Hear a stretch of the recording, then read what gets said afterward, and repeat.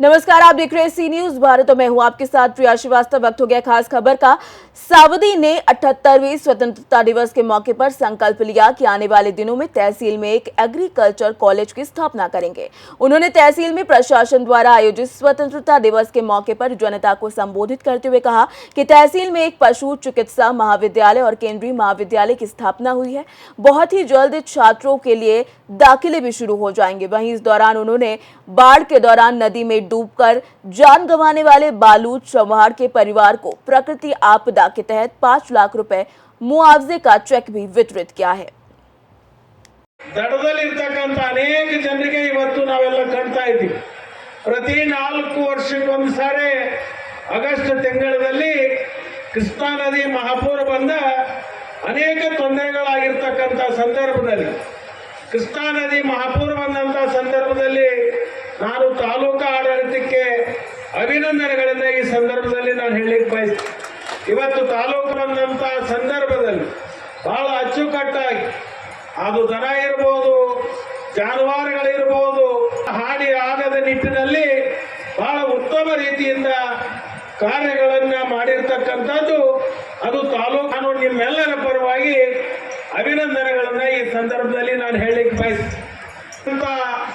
ಈ ಕೃಷ್ಣಾ ನದಿ ಮಹಾಪೂರದ ಕೆಲವೊಂದು ಬಹಳ ದೊಡ್ಡ ಸಮಸ್ಯೆಗಳಾಗಿರ್ತಕ್ಕಂಥದ್ದು ಅದು ಪುನರ್ವಸತಿ ಮಾಡ್ತಕ್ಕಂಥ ಕಲ್ಪಿಸ್ತಕ್ಕಂಥದ್ದು ಇರಬಹುದು ಮತ್ತು ಶಾಶ್ವತವಾಗಿ ಸ್ಥಳಾಂತರ ಮಾಡ್ತಕ್ಕಂಥ ಸಮಸ್ಯೆಗಳು ಇವತ್ತೇನು ರಾಜ್ಯದ ಮುಖ್ಯಮಂತ್ರಿಗಳಾಗಿರ್ತಕ್ಕಂಥ ಸನ್ಮಾನ್ಯ ಸಿದ್ದರಾಮಯ್ಯನವರಿಗೆ ಸಮಸ್ಯೆಗಳನ್ನ ನಾನು ಮನವರಿಕೆ ಮಾಡಿಕೊಟ್ಟಿದ್ದೀನಿ. ಅದನ್ನ ಪೂರಕವಾಗಿ ಅವರು ಸ್ಪಂದನೆಯನ್ನ ಕೊಟ್ಟಿದ್ದೀವಿ. ಆ ಸಲಹೆಗಳನ್ನ ಬಹಳ ಸಂತೋಷದಿಂದ ಒಪ್ಪಿ ತರೋಣ ಅಂತಕ್ಕಂಥ ಮಾತನ್ನ ಈ ರಾಜ್ಯದ ಮುಖ್ಯಮಂತ್ರಿಗಳು ನಮಗೆ ಭರವಸೆಯನ್ನ ಈ ಸಂದರ್ಭದಲ್ಲಿ ನಾನು ಹೇಳಲಿಕ್ಕೆ ಬಯಸ್ತೀನಿ.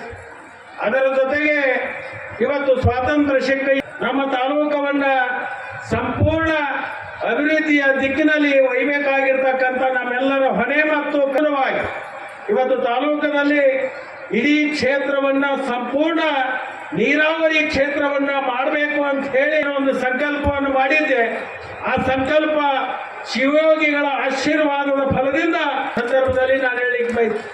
ಪೂರ್ವ ಭಾಗದಲ್ಲಿ ಇರ್ತಕ್ಕಂಥ 60,000 ಎಕರೆ ಜಮೀನು ಆ ಯೋಜನೆಯನ್ನ ಇವತ್ತು ಕೊಟ್ಟಲ್ಗಿ ಅಮ್ಮಾಜೇಶ್ವರಿ ಅಂತಕ್ಕಂಥ ಯೋಜನೆಗೆ ನಮ್ಮ ಸರ್ಕಾರ ಮುಖ್ಯಮಂತ್ರಿಗಳಾಗಿರ್ತಕ್ಕಂಥವ್ರು, ಅದರ ಜೊತೆಗೆ ಉಪಮುಖ್ಯಮಂತ್ರಿಗಳಾಗಿರ್ತಕ್ಕಂಥ ಡಿ.ಕೆ. ಶಿವಕುಮಾರ್ ಅವರು 1,500 ಕೋಟಿ ರೂಪಾಯಿಗಳನ್ನ ಮಂಜೂರಾತಿಯನ್ನ ಮಾಡಿ ಅದಕ್ಕೆ ಈಗಾಗಲೇ ನಾವು ಕಾರ್ಯವನ್ನು ನಾವು ಪ್ರಾರಂಭ ಮಾಡಿದ್ದೀವಿ. ಇವತ್ತು ನಾವೆಲ್ಲರೂ ಸಂಕಲ್ಪ ಮಾಡೋಣ. ಭಾಗದ ನಮ್ಮ ರೈತರಿಗೆ ಅದು ಬಹಳ ದೊಡ್ಡ ವರದಾನ ಆಗ್ತಕ್ಕಂಥ ಒಂದು ಕಾರ್ಯಕ್ರಮ. ಆ ಒಂದು ಕಾರ್ಯಕ್ರಮ ನೀರಾವರಿ ಯೋಜನೆಯನ್ನ 24 ತಿಂಗಳಲ್ಲಿ ಪೂರ್ಣ ಮಾಡಿ ಆ ಭಾಗದ ಕೆಲಸವನ್ನ ಖಂಡಿತವಾಗಿ ನಾವು ಎಲ್ಲರೂ ಸೇರಿ ಮಾಡೋಣ ಅಂತಕ್ಕಂಥ ಮಾತನ್ನ ಈ ಸಂದರ್ಭದಲ್ಲಿ ನಾನು ಹೇಳಲಿಕ್ಕೆ ಬಯಸ್ತೀನಿ. ಅದರ ಜೊತೆಗೆ ಮೊನ್ನೆ ನಾನು ದಿಲ್ಲಿಗೆ ಹೋದಂತ ಸಂದರ್ಭದಲ್ಲಿ ಅದೇ ಯೋಜನೆ ಸೇರ್ಪಡೆ ಮಾಡಿ ನಬಾರ್ಡ್ದಿಂದ ಹಣವನ್ನು ತರುವಂತ ಯೋಜನೆಯನ್ನು ಕೂಡ ಇದು ಆಗಿದೆ ಅಂತಕ್ಕಂಥ ಮಾತನ್ನ ಈ ಸಂದರ್ಭದಲ್ಲಿ ನಾನು ಹೇಳಲಿಕ್ಕೆ ಬಯಸ್ತೀನಿ. ಕಾರಣ ಏನಂದ್ರೆ ಇವತ್ತು ರಾಜ್ಯ ಸರ್ಕಾರದ ಹಣದಿಂದ ವಿಳಂಬ ಆಗಬಾರದು ಅಂತ ತಿಳ್ಕೊಂಡು ಅದನ್ನು ನಬಾರ್ಡ್ ಯೋಜನೆಯಲ್ಲಿ ಡಿ.ಕೆ. ಶಿವಕುಮಾರ್ ಅವರು ಅದನ್ನು ನಬಾರ್ಡ್ ಯೋಜನೆ ಒಳಗೆ ಸೇರಿಸಬೇಕು ಅಂತ ಹೇಳಿ ಪ್ರಸ್ತಾವನೆಯನ್ನ ನಾನು ಕೇಂದ್ರಯನ್ನ ನಬಾರ್ಡ್ಗೆ ಕಳಿಸಿ ನಬಾರ್ಡ್ ಅಧಿಕಾರಿಗಳ ಜೊತೆಗೆ ಚರ್ಚೆ ಮಾಡಿಕೊಂಡು ಅದಕ್ಕೆ ಒಪ್ಪಿಗೆ ನಾವು ಪಡ್ತಿದ್ದೀವಿ ಅಂತಕ್ಕಂಥ ಮಾತನ್ನ ಈ ಸಂದರ್ಭದಲ್ಲಿ ನಾನು ಹೇಳಲಿಕ್ಕೆ ಬಯಸ್ತೀನಿ. ಅದರ ಜೊತೆಗೆ ಕಳೆದ ಇದೇ 77ನೇ ವರ್ಷದ ನಾನೊಂದು ಮಾತು ಹೇಳಿದೆ.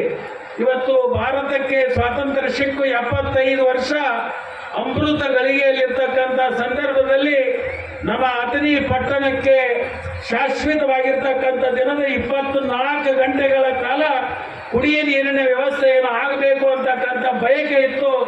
ಅದಕ್ಕೆ 116 ಕೋಟಿ ರೂಪಾಯಿಗಳ ಮಂಜೂರಾತಿಯನ್ನು ಮಾಡಿಕೊಂಡು ಕಾರ್ಯವನ್ನು ಪ್ರಾರಂಭ ಮಾಡಿದ್ದೀವಿ.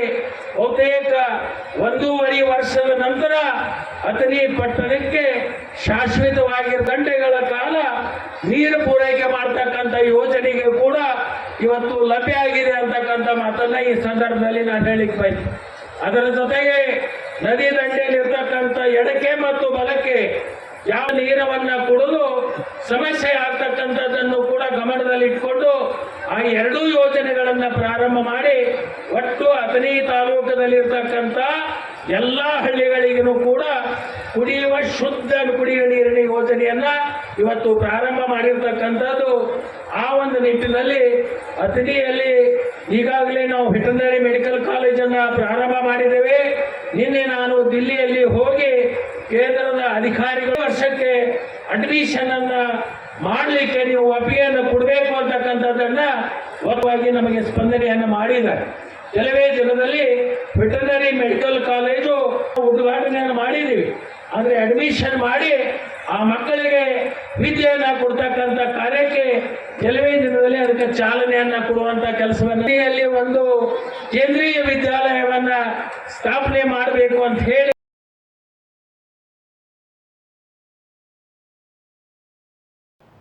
कर्नाटक से सी न्यूज संवाददाता रमजान मुजावर की रिपोर्ट। फिलहाल इस खास खबर में इतना ही। देश दुनिया की बाकी खबरों के साथ जुड़े रहने के लिए आप देखते रहिए सी न्यूज भारत।